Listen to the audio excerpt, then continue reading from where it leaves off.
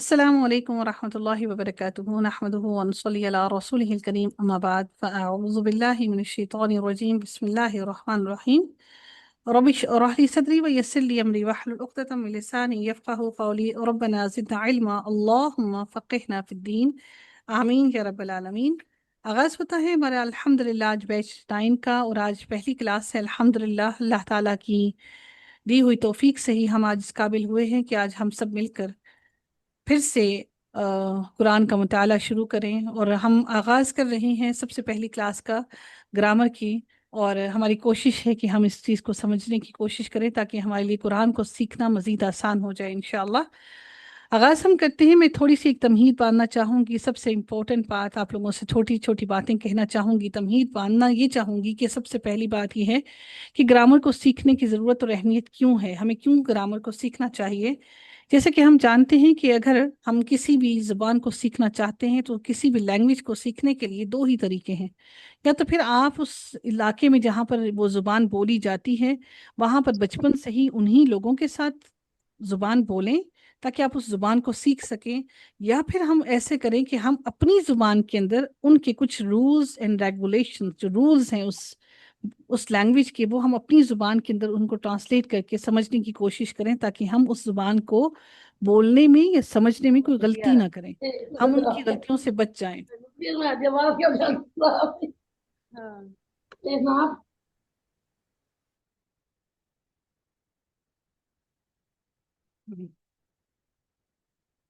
تو ہم اب سب سے امپورٹنٹ بات کہ عربی کو سیکھنے کی ضرورت کیوں ہے۔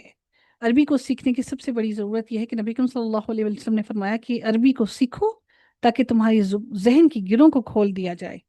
اور آپ یقین کیجئے کہ جب انشاءاللہ آپ عربی کو سیکھیں گے تو آپ ہر لینگویج کے اندر، ہر چیز کے اندر تدبر حاصل کرنا سیکھ جائیں گے انشاءاللہ۔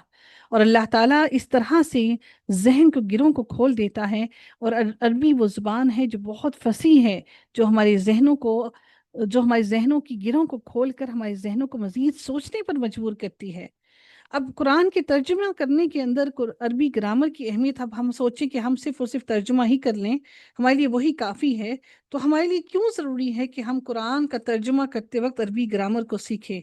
وہ اس لیے ضروری ہے کہ بسا اوقات ہمیں اس لفظ کا معنی تو معلوم ہوتا ہے، لیکن گرامر نہ آنے کی وجہ سے ہم اس لفظ کے معنی کو غلط کر دیتے ہیں۔ جیسے فار ایگزامپل کوئی کام فیوچر میں ہونا ہے اور ہم اس کو کہہ دیں کہ کوئی کام ہو چکا ہے، وہ پاسٹ میں ہو چکا ہے، یا بھی ہوا ہے یا ہوا ہی نہیں ہے، تو یہ ساری کی ساری مصلحتیں، یہ ساری کی ساری باتیں قرآن کے ترجمے کرنے کے لیے گرامر کی اہمیت اس لیے بھی زیادہ ہے کہ اگر آپ قرآن کا ترجمہ ہمیشہ کے لیے یاد رکھنا چاہتے ہیں، اور یہ چاہتے ہیں کہ ہمیشہ آپ قرآن کی عربی ہی پڑھیں اور آپ کو ترجمہ ساتھ میں یہ سمجھ آتا رہے، تو اس کے لیے گرامر کا سیکھنا بہت ضروری ہے، ادروائز آپ صرف اور صرف رٹا لگائیں گے، اور آپ کا رٹا لگاتے ساتھ ہی اس کے بعد آپ کو جیسے ہی آپ اس کورس سے ہٹیں گے تو آپ کو سب کچھ بھول جائے گا۔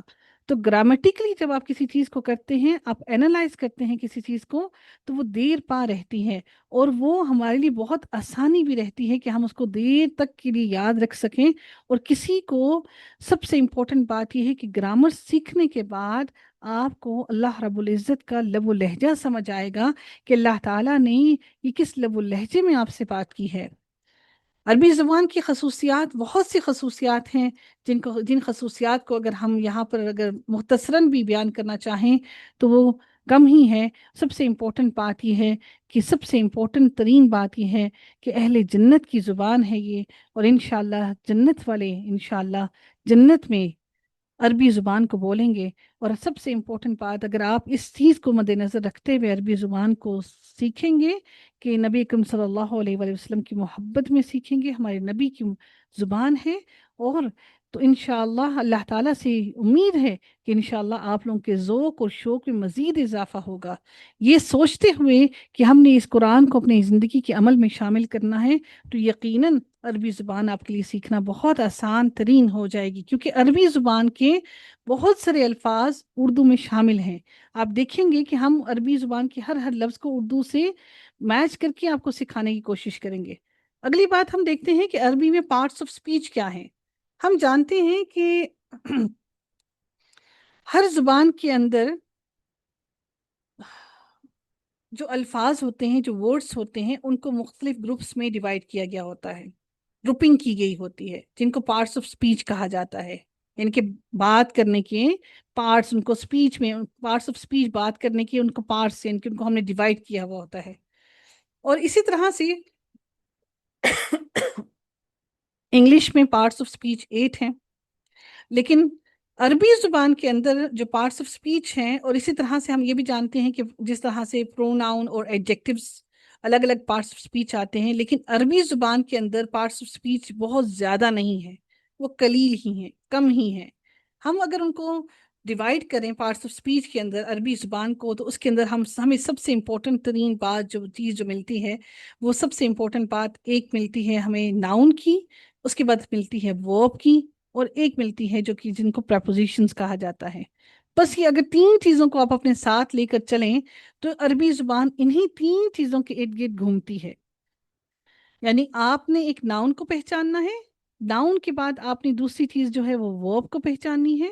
یعنی ناؤن ہم سب جانتے ہیں کہ ناؤن کیا ہے، اور عربی زبان کے اندر 80% سے لے کر اگر ہم 85% بھی کہیں تو غلط نہیں ہوگا کہ جو ورڈس ہیں وہ ناؤن ہوتے ہیں. تو آپ کے لیے ناؤن کی پہچان کرنا سب سے پہلے امپورٹنٹ ہے. اس کے بعد آپ آئیں گے وربس کی طرف. وربس جو ہے وہ ہمیں عربی زبان کے اندر صرف دو قسم کی وربس ہیں، ایک ہے فعل ماضی، ایک ہے فعل مضارع. وہ انشاءاللہ ہم آگے ڈیٹیل میں پڑھیں گے. باقی تمام کی تمام لینگویجز میں 3 وربس ہوتی ہیں، پاسٹ، پریزنٹ اور فیوچر. لیکن عربی زبان میں صرف اور صرف 2 وربس ہیں، ایک پاسٹ ہے اور ایک جس کو ماضی کہتے ہیں، اور ایک مضارع ہے. اسی کے اندر فیوچر اور پریزنٹ دونوں آ جاتے ہیں. پارٹس آف سپیچ کی ہم نے بات کر لی، جو کہ پارٹس آف سپیچ میں نے آپ سے کہا کہ آپ صرف 3 چیزوں کو اپنے مد نظر رکھیے گا، اسم، فعل اور حرف. 3 چیزوں کو اپنے ذہن میں رکھیے گا، اسم، فعل اور حرف کو. اب اگلی بات دیکھتے ہیں کہ علم الصرف اور علم النحو آپ لوگوں نے بہت سنا ہوگا.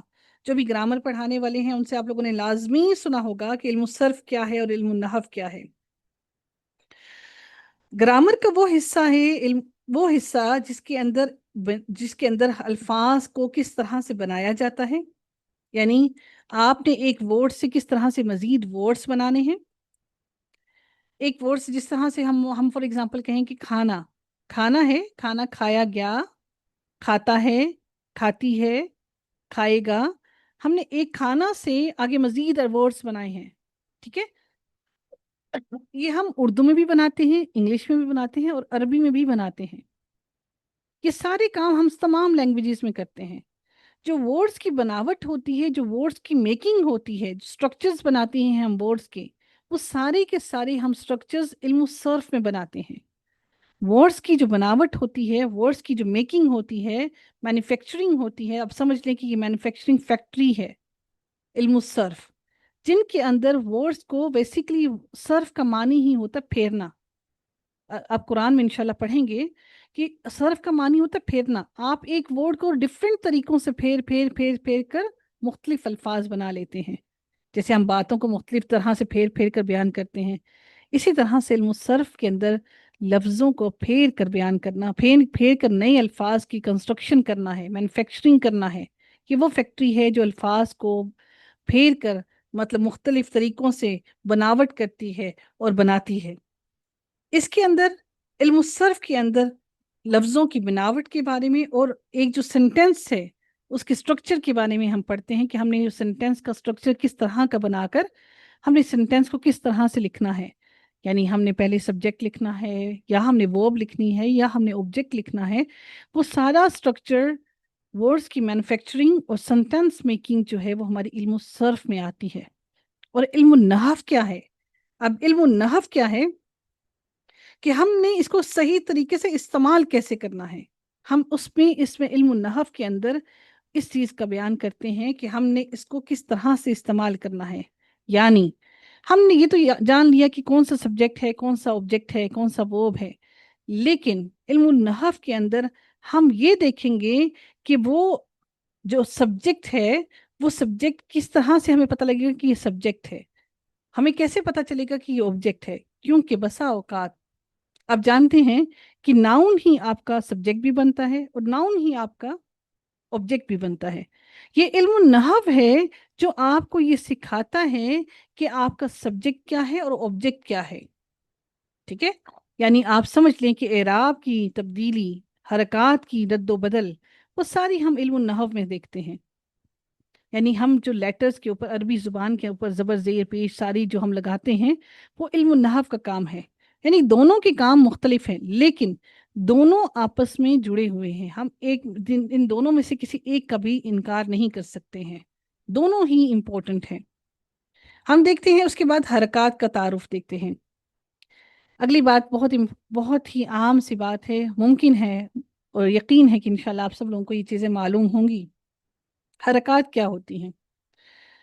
जो लेटर्स आप उर्दू में अरबी में देखते हैं, उनके ऊपर आप देखते होंगे जिस पर ज़बर ज़ेर पेश ये लगे हुए होते हैं। जिस पर ज़बर होती है उसको अरबी ज़ुबान में फ़तहा कहते हैं, और ये हमेशा हर्फ के ऊपर आती है। और ये एक लकीर होती है जो हमेशा एक ही आवाज़ निकालती है, जैसे आ, बा, ता, सा। ठीक है, और ये हमेशा आपको लफ्ज़ों के ऊपर नज़र आती है। हरकत, अच्छा एक बात मैं आप लोगों को एक और बयान करना चाहूँगी जो यहाँ पर बताना आप लोगों के लिए ज़रूरी है। याद रखिएगा कि जो, फॉर एग्जाम्पल अगर मैं ये कहूँ वर्ड है, फॉर एग्जाम्पल ये वर्ड है कातबा। ठीक है, कातबा।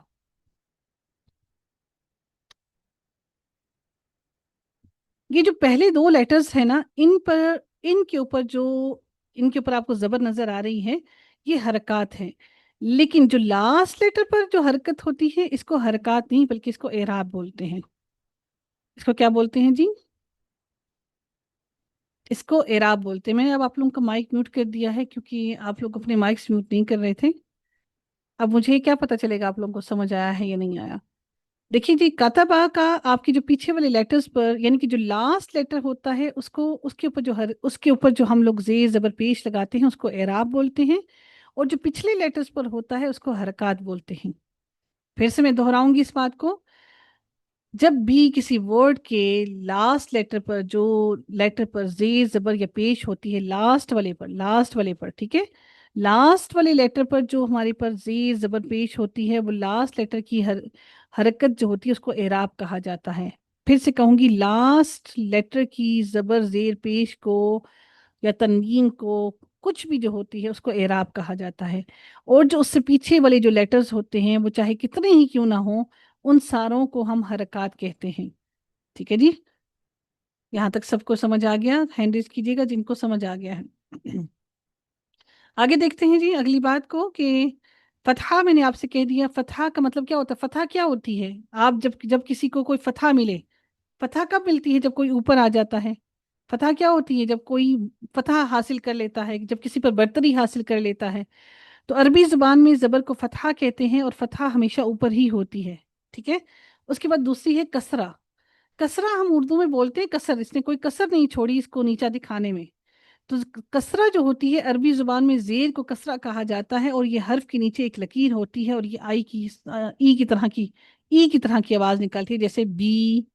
ठीक है, ती, सी, जी, इस तरह की आवाज निकालती है। उसके बाद थर्ड चीज जो है वो पेश है, जिसको दम्मा कहा जाता है। अरबी जुबान में इसको दम्मा कहते हैं। और ये हर्फ के ऊपर छोटा सा वाव का निशान होता है और ये ऊ की आवाज निकालता है, जैसे मुंह, मुंह। ठीक है, मीम पेश मुंह, तापेश तू, सापेश तू। ठीक है, ये हो गई हमारी हरकत। फिर से एक दफा आपको रिवाइज करवाऊंगी कि हरकत, हर लेटर पर जो जेर जबर पेश होती है वो हरकत होती हैं। और जब किसी लास्ट लेटर पर जो जेर जबर पेश आती है, किसी वर्ड की लास्ट लेटर पर, उसको एराब कहा जाता है। हरकत पिछले लेटर्स पर, लास्ट लेटर पर क्या होगा? एराब। हरकत और एराब में फर्क है। लास्ट लेटर पर एराब, पिछले लेटर्स पर हरकत। ठीक है जी, आगे चलते हैं, अगली बात को देखते हैं। उसके बाद तनवीन भी हम जानते हैं। तनवीन क्या होती है? दो जबर, दो जेर या दो पेश इसम के आखिर में नकरा को जाहिर करते हैं।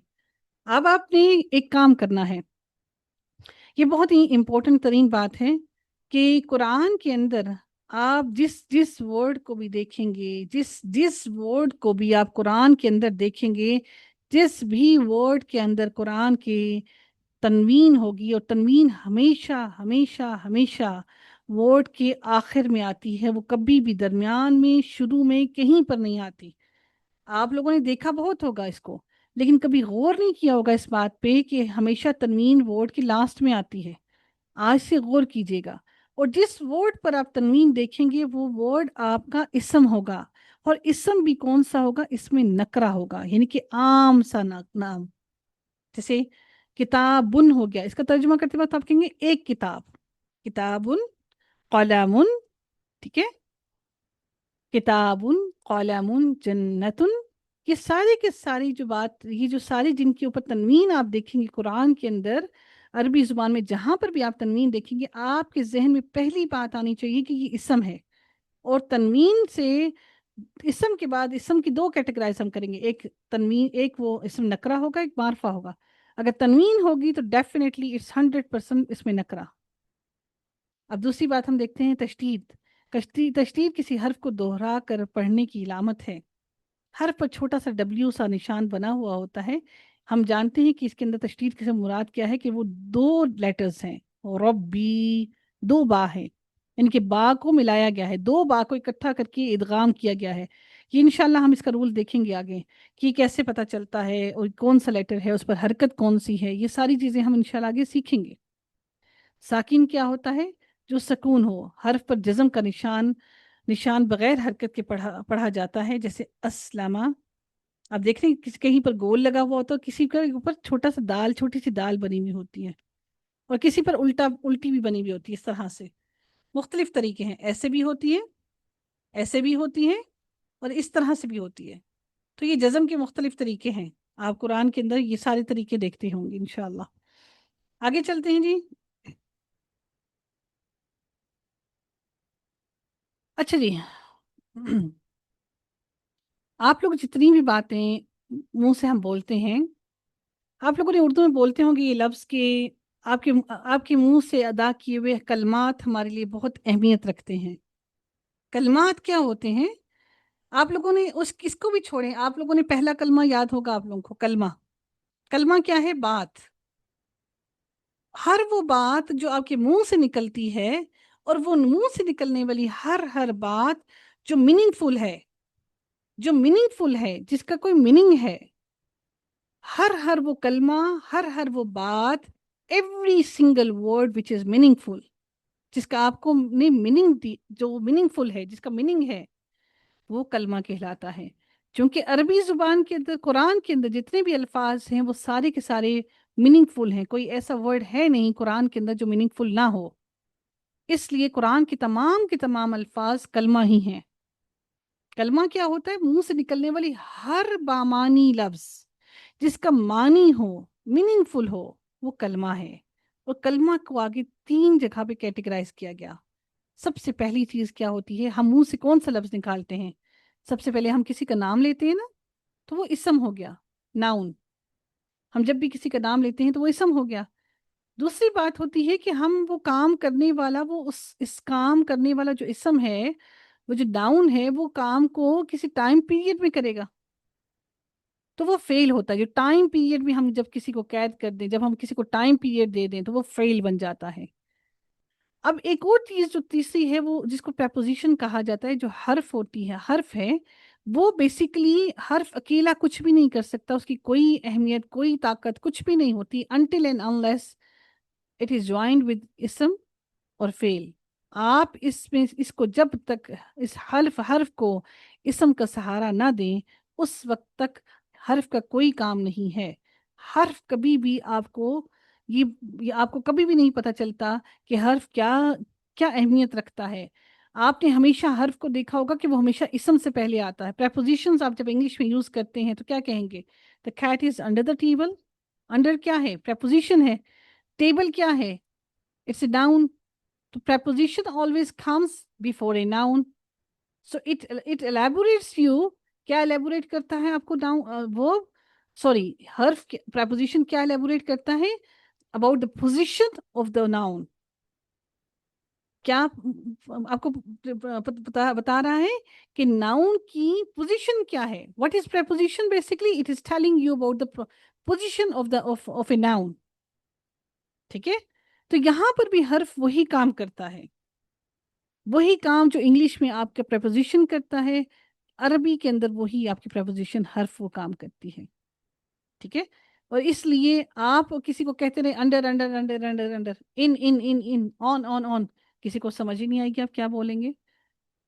تو آپ کو حرف کو بتانے کے لیے کسی کے سہارے کی ضرورت ہوتی ہے. until and unless اس کے بغیر حرف کوئی اہمیت نہیں رکھتا.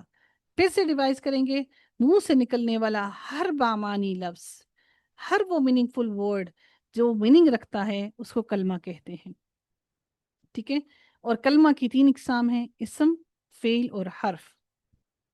آئی ہوپ سو کہ یہاں تک آپ کو سمجھ آ گیا ہوگا. آگے چلتے ہیں، آگے چلیں جی.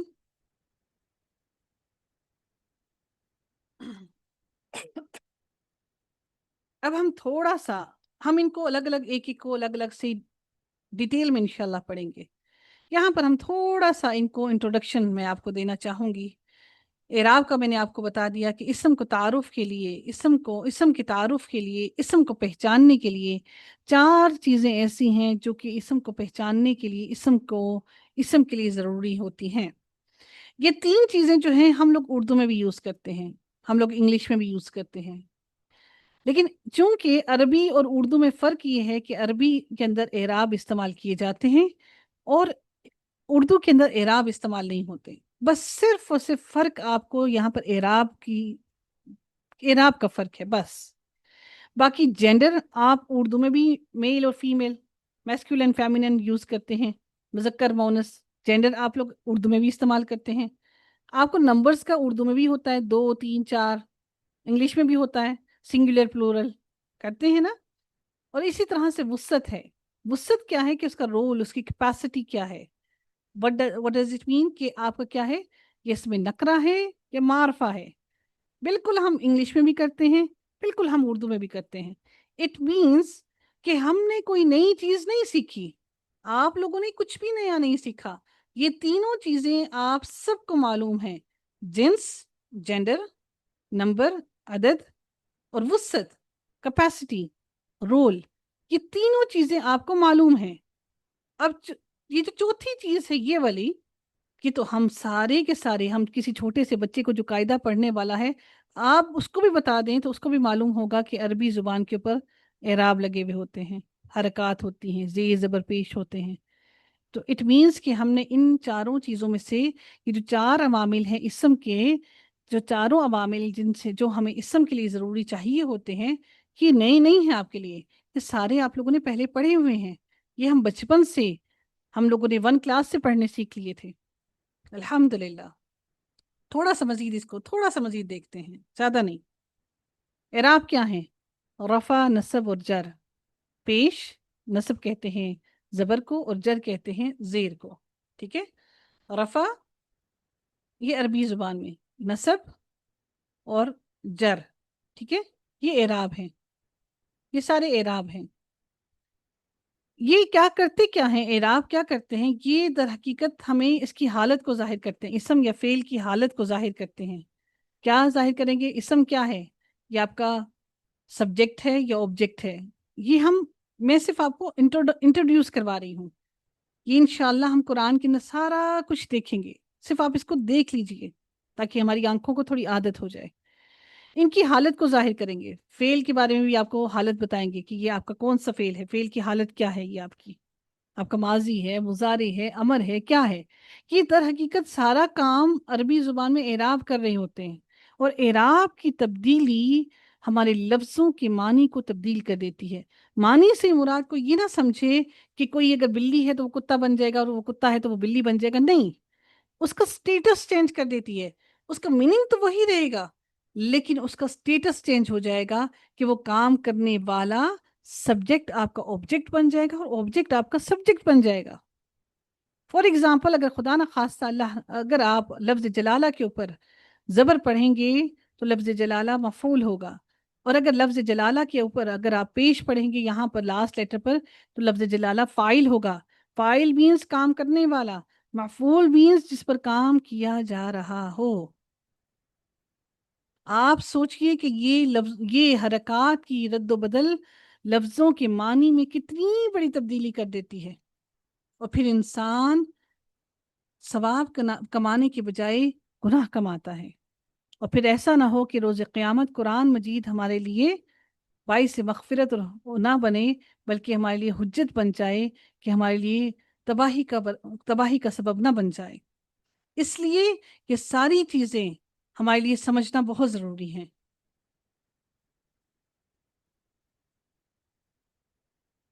اچھا جی ٹھیک ہے جی، یہ زیر، سوری یہ اوپر آگی زیر، ٹھیک ہے، یہ جی جر ہے، ٹھیک ہے۔ دیکھیں جی رفع، اچھا پھر میں نے اب آپ کو، میں صرف اتنا سا صرف اور صرف آپ لوگ ذہن میں رکھیے گا، میں پھر آپ لوگوں کو کہہ رہی ہوں، اس کی میں انشاءاللہ آپ کو اتنی پریکٹس کروائیں گے کہ آپ لوگوں کی فنگر ٹپس پر ہوگا۔ رفع، جب بھی کسی اسم کے اوپر آپ لاسٹ والے لیٹر پر، جب آپ لاسٹ لیٹر، اعراب کی جب بات کی جا رہی ہو تو لاسٹ لیٹر کو دیکھتے ہیں، ٹھیک ہے، اعراب کی بات کی جا رہی ہے تو لاسٹ لیٹر کو دیکھتے ہیں، یہ لاسٹ لیٹر، جب بھی کسی اسم کی لاسٹ لیٹر پر آپ پیش دیکھیں گے تو دیٹ ول بی یور فاعل۔ what does it mean? It will be your subject, the work doer۔ آپ رفع دیکھیں گے لاسٹ لیٹر پر کسی بھی اسم کے اوپر تو وہ آپ کا فاعل ہوگا۔ نصب دیکھیں گے یعنی کہ آپ اس کے اوپر زبر دیکھیں گے تو وہ آپ کا مفعول ہوگا، یعنی کہ آبجیکٹ ہوگا جس پر ہم کام کر رہے ہیں۔ اسم کے اوپر آپ پیش دیکھیں گے تو وہ آپ کا فاعل ہوگا، اسم کی لاسٹ لیٹر پر آپ اگر زبر دیکھیں گے تو وہ آپ کا مفعول ہوگا۔ انشاءاللہ اس کی بہت بہت پریکٹس کریں گے ہم، پورے ویک میں آگے صرف اسی پر پریکٹس کریں گے۔ اور جر جو ہے وہ زیر، یہ پریپوزیشنز کے بعد، ابھی میں نے آپ کو بتایا تھا نا حرف جو پریپوزیشنز ہوتی ہیں، ان کے بعد جب بھی آپ کا ناؤن آئے گا تو وہ ناؤن کے ساتھ آپ ہمیشہ زیر دیکھیں گے، otherwise every single noun is always in the state of رفع۔ ہر ناؤن، ہر اسم ہمیشہ پیش کی حالت میں ہوتا ہے، وہ زبر اور زیر کی حالت میں کبھی بھی نہیں ہوتا۔ وہ اگر زبر اور زیر کی حالت میں جاتا ہے تو وہ کسی وجہ سے جاتا ہے۔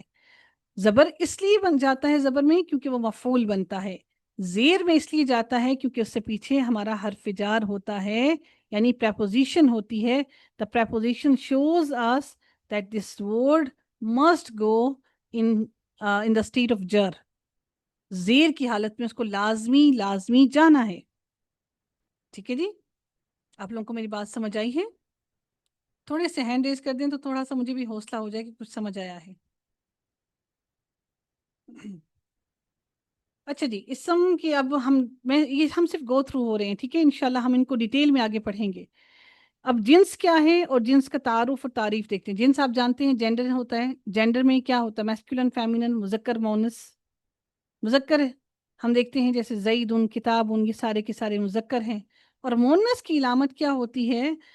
اچھا، عربی زبان کے اندر ایک اور بات بتانا چاہوں گی آپ کو، عربی زبان کے اندر ہر اسم مذکر ہی وہ کہلاتے ہیں، وہ کہتے ہیں ہر اسم مذکر ہے until and unless کہ اس کا مونس ہونا ثابت نہ ہو جائے، ٹھیک ہے۔ ادروائز عربی زبان کے اندر ہر چیز، ہر اسم، ہر ناؤن آپ کا مذکر ہوتا ہے جب تک کہ آپ کا اس کا مونس ہونا ظاہر نہ ہو جائے۔ ایک صرف ظاہری مونس کی ہم علامت آپ کو بتانا چاہیں گے، وہ کیا ہے؟ اس کے آخر میں تائے مربوطہ گول تا آتی ہے، ٹھیک ہے، گول تا، یہ آپ دیکھ رہے ہیں گول تا، جنتن، قرآن میں آپ پڑھتے ہوں گے، فاطمتن، سیارتن، یہ گول تا آتی ہے، مونس کے آخر میں گول تا آتی ہے، نیچے یہی لکھا ہوا ہے، یہ تھوڑا سا سلائیڈ بڑی ہونے کی وجہ سے نظر نہیں آ رہا۔ مثال ہے طالبتن۔ اب اچھا، مذکر سے بھی بڑے آسانی سے آپ مذکر سے مونس بنا سکتے ہیں، جیسے فار ایگزامپل طالبن جو ہے یہ مذکر ہے، اس کے آگے آپ تائے مربوطہ ڈال دیں گے تو آپ کا یہ مونس بن جائے گا۔ طالبن ہے، کیونکہ ہم نے تنوین لاسٹ لیٹر پر ڈالنی ہے تو ہم لوگ کیا کریں گے، اس کو طالبتن پڑھ دیں گے، اس پر زبر ڈال دیں گے لاسٹ لیٹر پر اور آگے تا، گول تا ڈال دیں گے تو یہ مونس بن جائے گا، طالبتن، ٹھیک ہے جی۔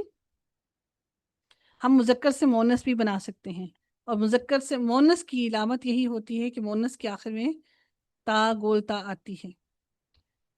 اب ہم دیکھتے ہیں دوسری چیز، ہم نے سب سے پہلے اعراب کو ڈسکس کیا، اس کے بعد ہم نے جینڈر کو ڈسکس کیا، اب تیسری چیز ہم دیکھنے لگے ہیں ہم ان کے نمبرز کو، عدد کو۔ عدد کیا ہوتا ہے؟ نمبرز۔ ہر لینگویج کے اندر یا تو پھر سنگولر ہوتا ہے یا پھر پلورل ہوتا ہے، دو طرح کے ہوتے ہیں، لیکن عربی زبان کے اندر تین طرح کے وہ یوز کرتے ہیں، کیونکہ میں نے آپ سے کہا عربی زبان بہت واسٹ ہے، بہت زیادہ۔ اس میں واحد بھی ہوتا ہے، یعنی کہ دو کے لیے، تسنیہ کے لیے، ٹو کے لیے ایک الگ ورڈ یوز ہوتا ہے جس کو تسنیہ کہتے ہیں، اور ایک ہوتا ہے جمع۔ یعنی واحد اور جمع تو آپ کو پتا ہے، بس تسنیہ آپ کو نہیں پتا تھا، تسنیہ ثانی دوسرا، ٹھیک ہے؟ تسنیہ، تسنیہ ہے، تسنیہ کا مطلب کیا ہے؟ دوسرا، دو، دو ہونا۔ ہم اس کو بنانے کا طریقہ سیکھیں گے انشاءاللہ، وہ کس طرح سے ہوگا وہ انشاءاللہ ہم دیکھیں گے۔ آپ صرف اس کو دیکھ لیجئے کہ عربی زبان کے اندر عدد جو ہے وہ واحد، تسنیہ اور جمع ہوتے ہیں۔ مثال اس کی کیا ہے؟ ایک کے لیے کتابن، تنوین آئی، اور اس کے بعد تسنیہ کے لیے کتابانی، یہ انشاءاللہ ہم سیکھیں گے، اور جمع کے لیے تین یا تین سے زیادہ جو ہوں گے وہ جمع ہوں گے کتبن، ٹھیک ہے؟ یہاں تک آپ لوگوں کو سمجھ آ گیا؟ آگے چلتے ہیں جی۔ وسعت کیا ہے؟ وسعت سے مراد یہ ہے، یعنی کہ ہم نے پڑھا جو کیپیسٹی ہے وہ کیا ہے؟ What is capacity? وسعت یعنی کہ کتنی اس کی وسعت ہے، اس کے اندر کتنی زیادہ اندر، اپنے اندر چیز کو سمانے کی وسعت کتنی ہے۔ بڑی ہی آسان ترین چیز ہم نے جو نیکسٹ ویک میں کرنا ہے وہ ہم نے اسم کو پہچاننا ہے قرآن میں آپ نے، اور اسم کو آپ نے اس میں یہ پہچاننا ہے یہ اس میں معرفہ ہے یا نکرہ ہے۔ نکرہ کی ہم نے کیا پہچان کی تھی نکرہ کی؟ کوئی ایک بچہ جو ہے وہ ہینڈ ریز کرے تاکہ میں ان کو انمیوٹ کروں۔ نکرہ کی پہچان کیا تھی جی؟ کون ہینڈ ریز کر رہا ہے جی؟ صبا انمیوٹ کیجیے گا۔ السلام علیکم۔ نکرہ کی پہچان یہ ہے کہ اسم کے اینڈ میں جو ہے وہ تنوین آئے گی۔ جی ہاں، ماشاءاللہ، بارک اللہ فیک۔ وہ دو زبر بھی ہو سکتا ہے، دو زیر بھی ہو سکتی ہے، دو پیش بھی ہو سکتی ہے۔ اب معرفہ کی پہچان it's very easy, very simple, really very easy. وہ کیا ہوتی ہے؟ اس کے شروع میں الف لام آتا ہے، بس۔ وسعت سے مراد یہ ہے کہ اسم کسی خاص چیز کے لیے یا غیر معین عام کے لیے ہے، کے لیے ہو، اور معرفہ وہ کیا ہوتا ہے؟ اور وہ کیا ہوتا ہے؟ وہ اسم جس سے کوئی خاص چیز مراد ہو، یعنی کہ خاص چیز۔ اچھا میں آپ کو بتاتی ہوں، کتابن ہے، کتابن اس میں نکرہ ہے، تنوین ہے، اور جب الف لام آ جاتا ہے نا تو الف لام آنے سے الف لام کیا کرتا ہے؟ تنوین کو گرا کر اس کو سنگل کر دیتا ہے، یا تو پھر آپ اس کو نکرہ رکھیں یا پھر اس کو معرفہ رکھیں، دونوں اکٹھے نہیں رکھ سکتے ہیں آپ۔ کتابن ہے، یہ ایک کتاب ہے، آپ جب اس کو الف لام لگا دیں گی تو الکتابو ہو جائے گا۔ کتابن اس میں نکرہ تھا، الکتابو اس میں معرفہ ہو گیا۔ قرآن کے اندر ہم دیکھتے ہیں اگر فار ایگزامپل آپ کا ورڈ ہے حمدن، یہ ورڈ ہے حمدن، حمدن آپ کا نکرہ ہے، اگر آپ اس کے ساتھ الف لام لگا دیں گے تو الحمد ہو جائے گا، یہ معرفہ ہو جائے گا۔ It's very simple and very easy. الحمد للہ، الحمد للہ، آئی ایم ہوپ فل کہ اب آپ لوگ یقیناً اسم کو پہچاننے کے قابل ضرور ہو چکے ہوں گے کہ وہ تمام کے تمام اسم جو تنوین پر، جن کے آخر میں تنوین آتی ہے وہ اس میں نکرہ ہوتے ہیں، اور جن کے آخر میں جو الف لام سے شروع ہوتے ہیں وہ ہمارے تمام کے تمام اس میں معرفہ ہوتے ہیں۔ یاد رکھیے گا الف لام آ جائے تو تنوین گر جاتی ہے، کیونکہ نکرہ کی طاقت کو ختم کریں گے تو معرفہ بنے گا۔ نکرہ کی طاقت کو بھی ساتھ رکھیں گے اور معرفہ کو بھی ساتھ رکھیں گے تو اٹس ناٹ پاسبل۔ کسی ایک کو اس کی طاقت کو کم کریں گے تو وہ ہمارا انشاءاللہ دوسرا بن جائے گا، ٹھیک ہے جی؟ وآخر دعوانا ان الحمد للہ رب العالمین، صلی اللہ تعالی علی خیرہ خلقہ اجمعین برحمتک یا ارحم الراحمین۔ سبحانک اللہم و بحمدک، نشہد لا الہ الا انت، نستغفرک و نتوب الیک۔ السلام علیکم ورحمۃ اللہ وبرکاتہ۔